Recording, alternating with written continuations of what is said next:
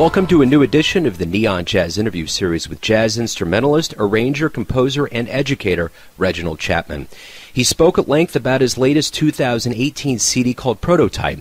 So he was born in Williamsburg, Virginia, and he's become a multi-instrumentalist adept on the tuba, harmonica, trumpet, and trombone. He is both a leader and a sideman, along with being a founding member of the No BS Brass Band. Reginald's musical experiences are wide-ranging and cross-genre, and he's got a lot to say. So get to know him and dig this interview, my friends. So, hey, Reginald, thanks for taking a minute out for Neon Jazz. I appreciate it. Oh, absolutely. Thanks for reaching out to me. Sure, you bet. So let's talk about your latest album, Prototype. You know, on the jazz landscape, there's always, anymore, there's a lot of different sounds and different mixes that we've never heard before that go into a modern jazz sound. Talk to me about this album and how you came up with this sound. Okay, well, that's a good question. I think right now people are calling it hip-hop jazz fusion. Some people are calling it post-hip-hop, which you know how that goes. But, so yeah, I don't know.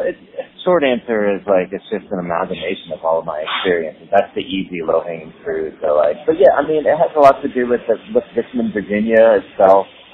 My homies, like, there's a certain zeitgeist there. There's a huge lo-fi hip-hop underground scene that's, like, that's becoming not quite so underground anymore. A lot of producers are coming out of Richmond right now, and so that sort of vibe is in the air. The gospel vibe is a huge part of that part of the country, like sort of without any other words to say, but just like black gospel music. You know, a lot of musicians that play there, no matter where they're from, like they end up getting like a church gig and getting that sort of sound in their hand.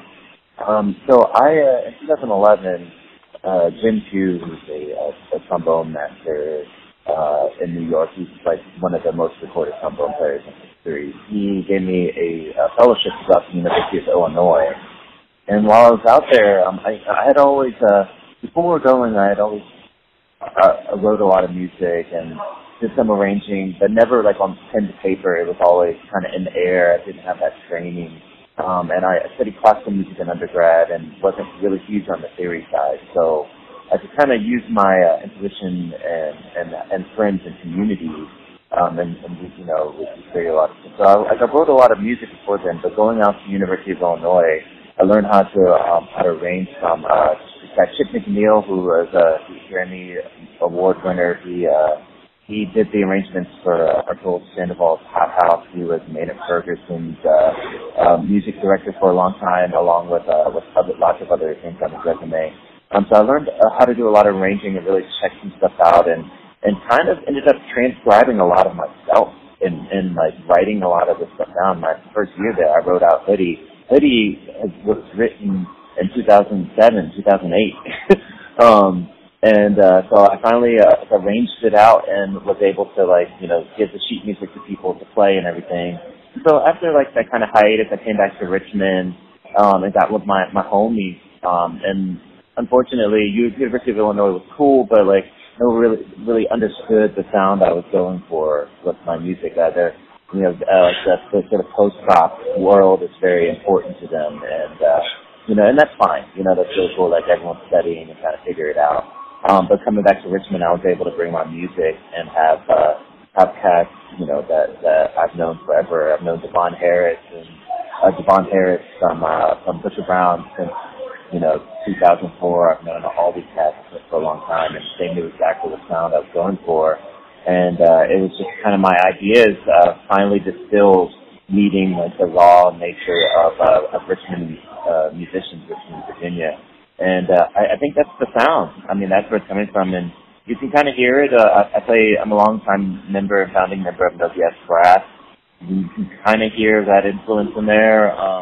Richard Brown is highly influenced by the lo-fi hip-hop beat making, plus like sort of a 70s type vibe. Corey Fonville, he plays for Christian Scott band, so he's kind of on the forefront of modern jazz, and I guess, like, you know, the people who are not quite so young lines, who are, like, you know, are starting to, not just Christian Scott is killing it so far. Like, you know, all of those things came together And I mean, that's where the sound comes from. We recorded it at Yellowstone Studios. It's basically just a living room.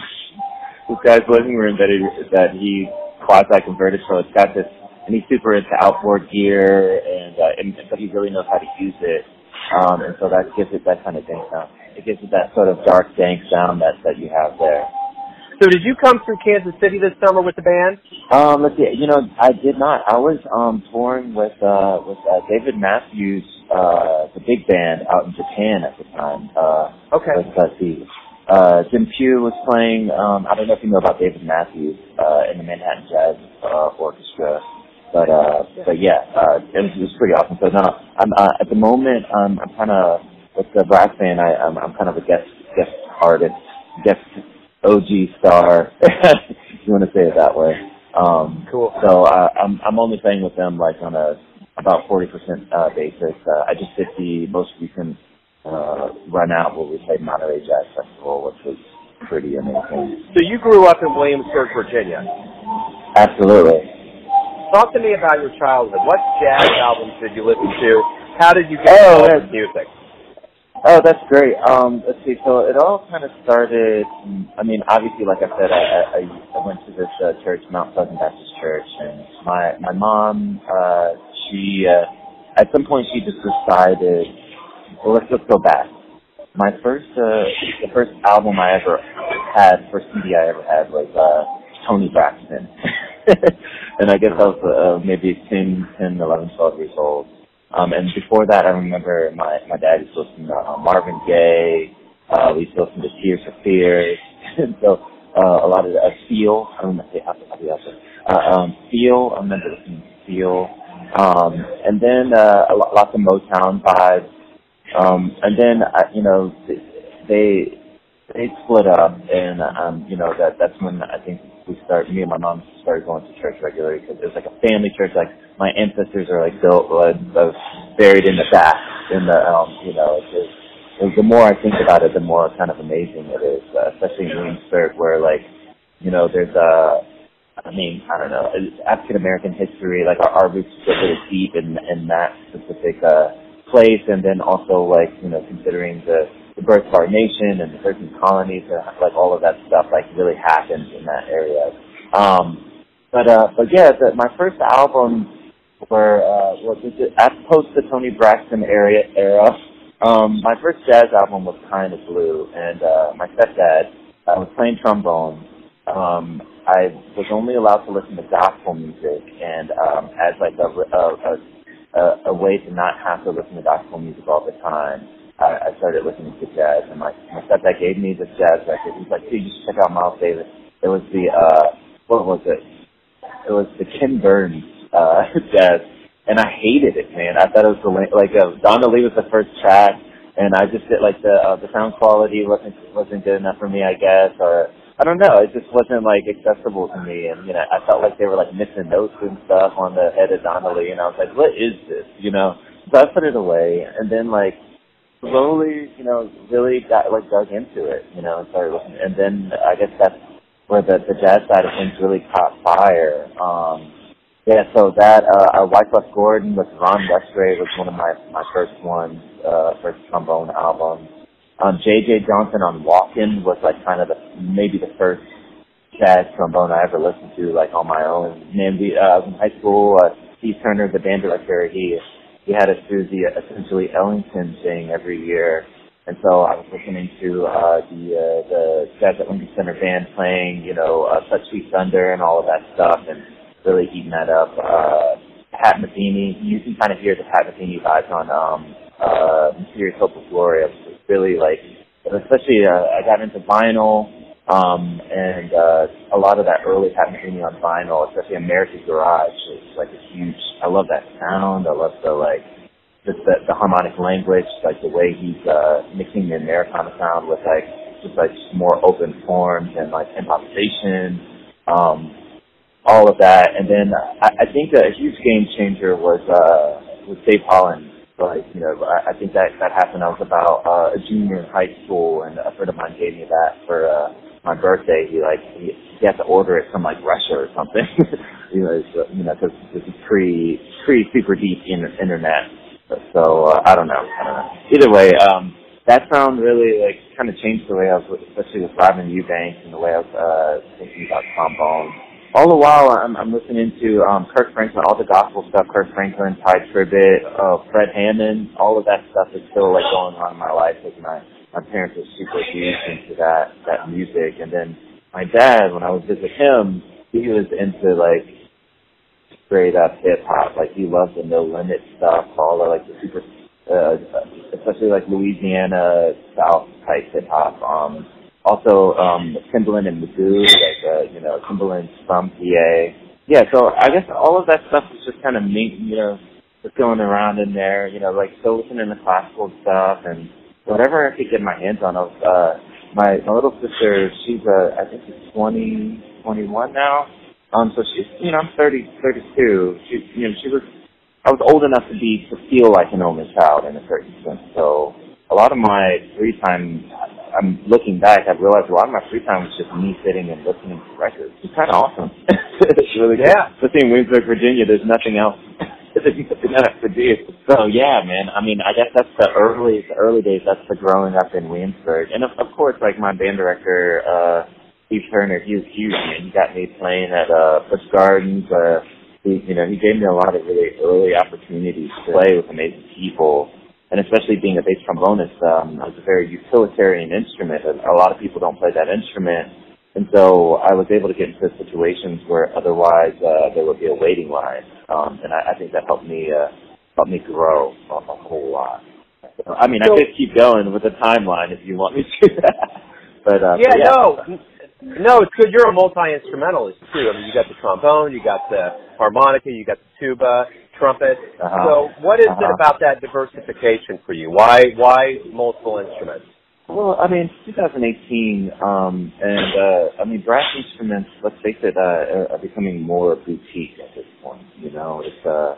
There's a time where, I just moved to New York, and I mean, there's work here, but there's a time where, like, all over the country, you could exist as, like, just a bass trombonist, and you could sit by the phone, waiting by the phone, is what they call it, and people would call you, and you would show up, and you would just play whatever chart is put in front of you. And now, like, that's not a reality. Like, that used to be a reality in Chicago. Now the recording scene in Chicago is completely dried up. They used to, do big syndication recordings there. It's gone. In New York, even still, there's, I'm talking to some of the guys around here. There used to be a huge recording industry where, like, you just show up and you play the music out and people would champion that. And so now it's all about being an artist. There's not as much utilitarian work anymore. It's about a brand, And so, versatility is important with that because if you're an artist, that means that sometimes you got to fill in the gaps. You got to fill in the gaps in your own music. And you also have to, ever since moving to New York, I've been playing a lot of tuba. Oh my goodness, like there's more tuba than ever. But even before that, with the No BS Brass, if Stephen couldn't make it, I was the first guy they would look at to play tuba. And I remember, being on a bus, like learning the whole book before having to play it like the next day, on tuba because like our other guy couldn't make it last second. And, so it's survival, it's, I think a lot of this, I wish I could say it's just because like I do love it, but a lot of it just one thing leads to the next. And same thing with the arranging and composing. I play bass trombone, which is, when people think of sideman, they think trumpet, sax, and then maybe they'll think tenor bone. But I play bass trombone, so I've had to write my own music and put myself into situations that I like envision in order for people to look and be like, oh my goodness, like that actually is really awesome. Like let's call this cat like. Otherwise, like people think of bass trombones as just kind of dumpy or like they're just play the roots when I tell you type thing. And so that's been great, to be able to showcase what I can do to people, and that's led me a lot of places. That's led me touring with Oxygen, being on a bus tour. That's led me touring with Matthew E. White, and with all different types of situations. So yeah, I think. Being able to improvise, being able to read. I just played with Dr. James Argue. that music, I had to read that music, and it's intense, and it's like highly technical. It's beautiful at the same time, but being able to read and arrange, being able to improvise over whatever, over jazz standards. Last night I played with the Way Down Wanderers. I'm like, what do you guys want to play? And they're like, oh, you'll hear it. Put me on stage. They were opening for the String Dusters. I played with the Bluegrass Band last night. You know, being able to, I played it on bass trumpet because I was playing bass trumpet in the subway station earlier with some of the Lucky Chops guys. And they called me last second, and so I was able to listen and like, oh, okay, this is 1, 4, 5, 1, like, this is the type of language, and we throw some blues in there. They like that. All right. Like, it's all about survival because increasingly, there's not packaged deals for my generation. I mean, everyone wants to say that millennials are, inventive, and everyone, and getting, we're not going into corporate jobs, and that we're jumping from job to job. And I don't think that's because we're ADD or because we're full of ourselves. I think it's out of necessity. Like, there aren't any, if there was a ticket for me, if there's a slot for me to like take this ticket and put it into, and then someone could tell me I'll be set for the rest of my life, I mean, I probably wouldn't do it, but like, there's no slot. You know what I'm saying? Like, so I have to do whatever I need to do to get by, and that's fun. That's a lot of fun, to be honest, Yeah. So let me ask you this. Up to this point in your life, in your career, are you happy with how everything's turned out? Absolutely. I mean, man, it's funny. I was looking.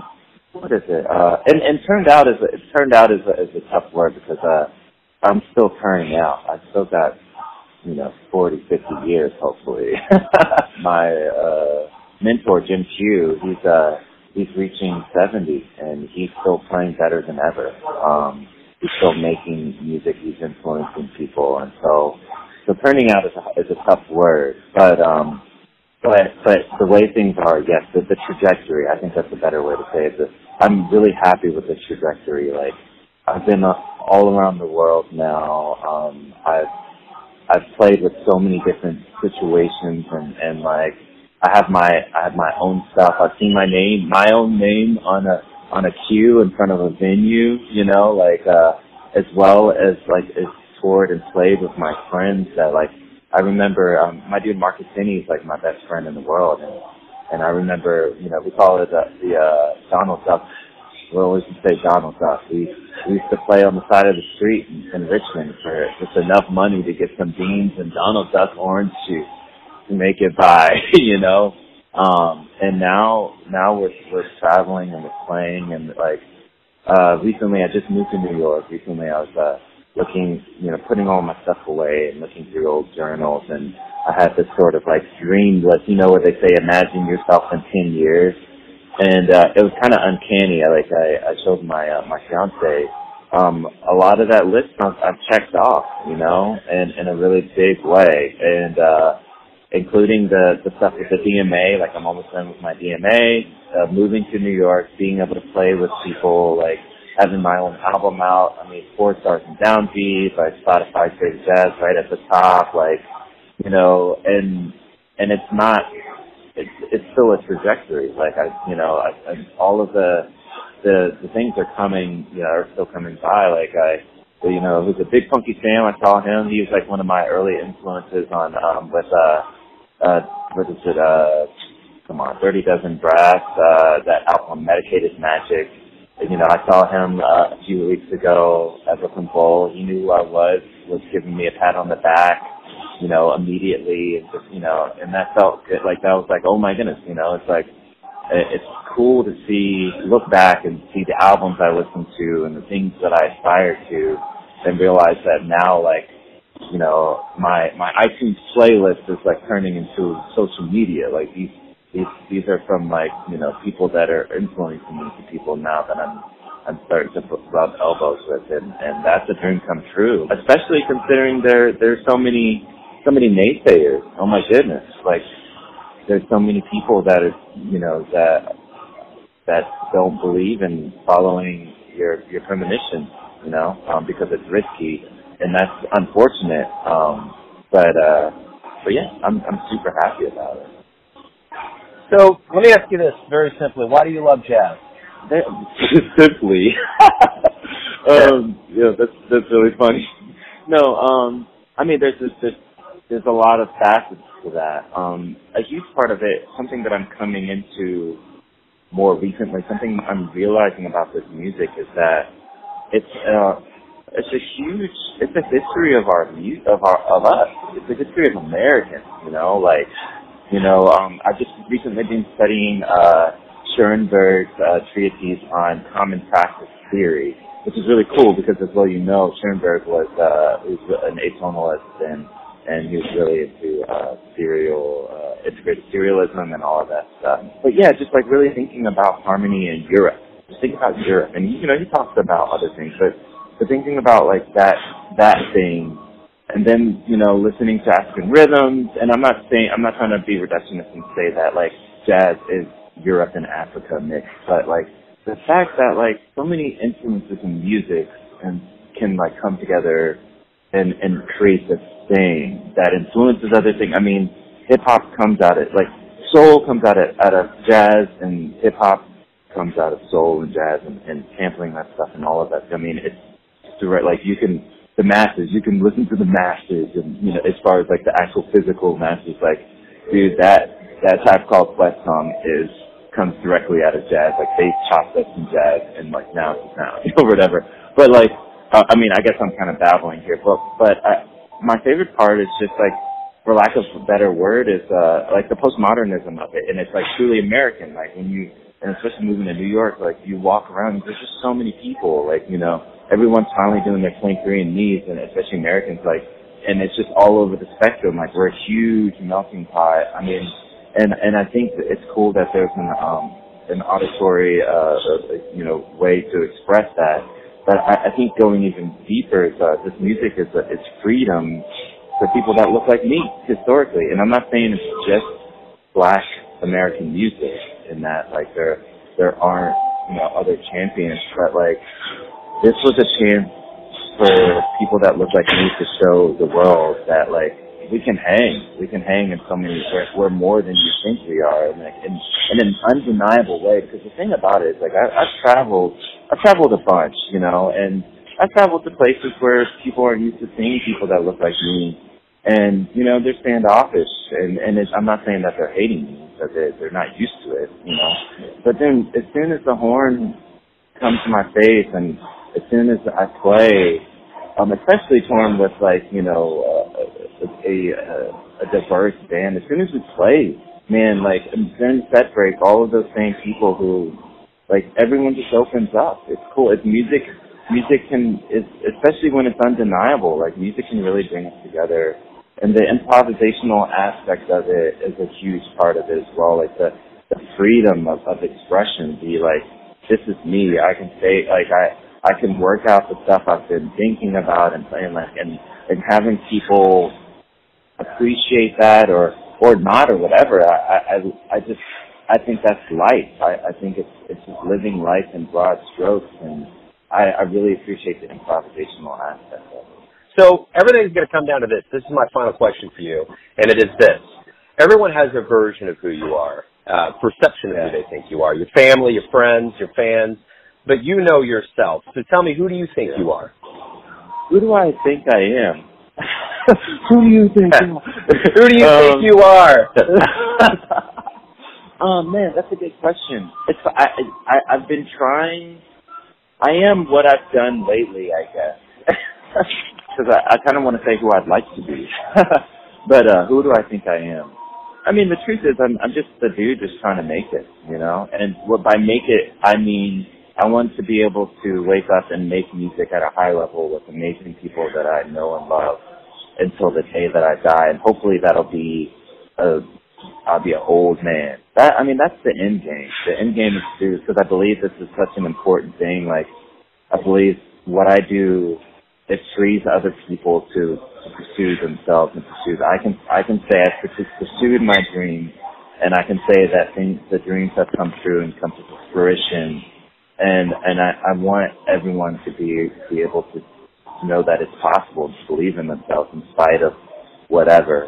So, that's a good question because, I have a lot of premonitions and and I want to follow those things. Like I've been really into 20th century, 21st century modern classical ideas. I still listen to, like last night I was listening to Art Blakey walking around the city. Like I kind of, who do I think I am? I just want to be whatever I am at the moment. You know what I mean? And I think that's who I am. I am whoever I am at the moment, and I want to be comfortable in that, you know. And so sometimes that means I'm playing intense brass band music. I know people saw the Brass Teen Kids video, and so I think some people think I'm like just this like kind of raging brass band guy screaming through a megaphone. You know, I don't know. Sometimes I just want to have the freedom to just be who I am wherever I go, whatever I'm feeling at the moment, you know? Kind of like a Miles Davis thing. If I could do that, you know, and then, you know, people are going to hate and people are going to love it, and then people are going to hate now and then later on love it. People are going to be like, what's the word? Ambivalent. And then someone else is going to say it's cool, and then those same people are going to be ringing my doorbell saying how awesome it is, even though I gave them the album like 3 years ago when I made it. Yeah. Okay. What did I say? I don't even know what I say. Well, how would you feel what I just said? I would say you're living in the moment. You just want to be comfortable where you're at in the moment, and everything that's led up to that moment is how you want to feel, and you know, feeling good's good. You know, being comfortable with where you're at.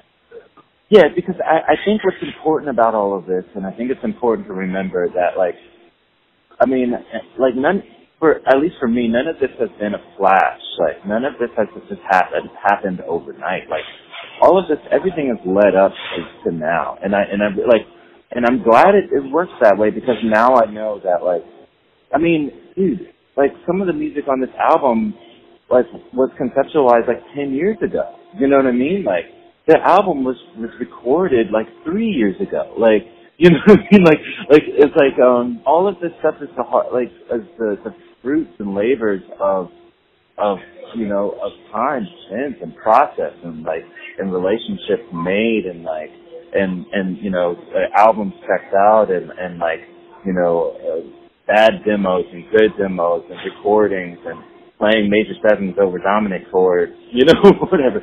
It's like, it's all a process, and like, and I think I have to remember that, and if now that I have like a solidified thing, it's easy for everyone's always trying to make the next big thing right now, but like, as soon as you try to do that right now, like, you're already behind. I think the best way to be ahead of the curve is just to be comfortable with you right now and keep being comfortable with that, because like, same thing with the Brass Teen Kids video. It became viral. That song came out on an OBS album that hit 10 years prior. Like, you don't know what's going to be important or influential when you're making it. Like, I had a friend, Rachel Tarian.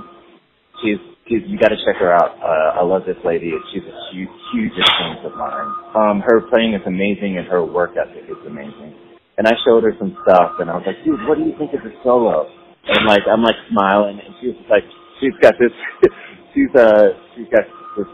Montrealer accent, so she's, you know, French and English all mixed. And, you know, I'm not going to pretend like I know how to do it, but she was basically looked at me kind of side-eyed. She was like, you like it, you know it's good, that's all that matters.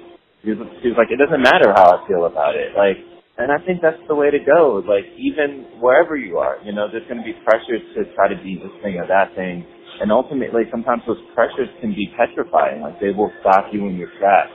But that's when you have to just be like, you know what do you think is good? What is you for the moment? Like what, you know, if you're into it and it seems like everyone else is not into it, like, I mean, I hate to say it, but there's nothing you can do about that. Like, you have to just find people that you know, that are on your side. And like, because also you never, like, those same people a year or 2.5 down the road, like, maybe it's going to take them that long for them to realize what they're going for. Like, only you know what you're going for, and like, whether you know it or not.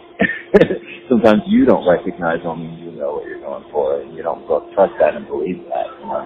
And so that's kind of where I'm at right now, is just trying to believe in myself, because in this game you have to believe in yourself more than everyone else does, because when you're seeing it and other people aren't seeing the seeing, you know, where it's leading or the fruition of it. Rightly so, you know, they're going to have doubts.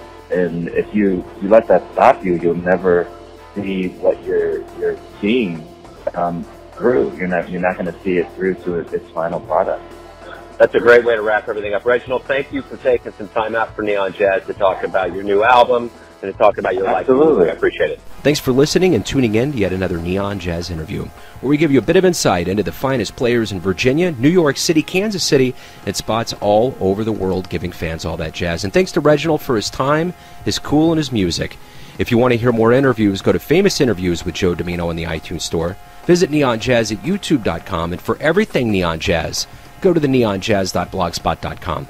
Until next time, enjoy the jazz, my friends.